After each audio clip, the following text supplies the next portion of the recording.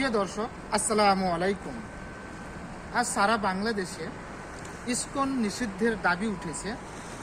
আপনি কি এই দাবির সাথে একমত?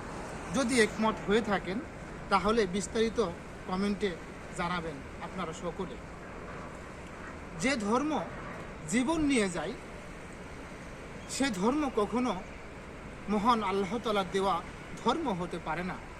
যে ধর্ম রক্তপাত ঘটায় সে ধর্ম কখনো মহান সৃষ্টিকর্তার দেওয়া ধর্ম নয়। কোনো ধর্মে আপনার গুম, হত্যা, খুন করা জায়েজ নয়, এটা মহান রব্বুল আলামিন নিষিদ্ধ করে দিয়েছেন। কোনো ধর্মে এটা পারমিশন দেয়নি যে একজন মানুষকে অন্যায়ভাবে হত্যা করা হবে বা হত্যা করা যাবে। এই বাংলাদেশে যতগুলো ধর্ম আছে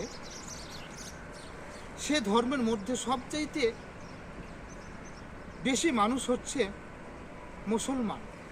এই বাংলাদেশে 99% মুসলমান, আর বাকি 1% হচ্ছে হিন্দু, বৌদ্ধ, খ্রিস্টান আর অন্যান্য ধর্মাবলম্বী।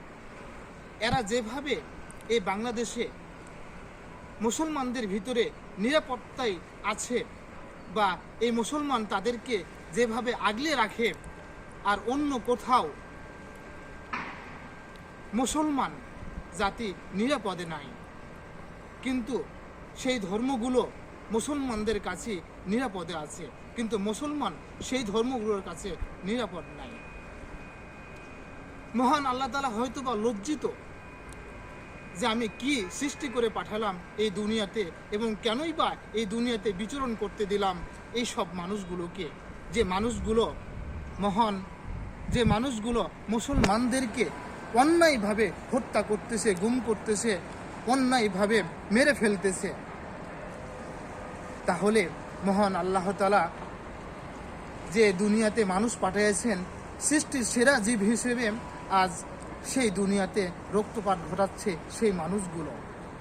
আল্লাহ যদি চাইতেন সে মানুষগুলোকে এক নিমিষেই শেষ করে দিতেন, কিন্তু মহান আল্লাহ তাআলা ছাড় দেন, কিন্তু ছেড়ে দেন না।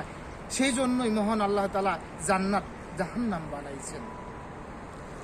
তাই আসুন আমরা দিনের পথে আসি, আল কোরআনের পথে আসি এবং কোরআন মোতাবেক আমাদের জীবনটাকে পরিচালিত করি।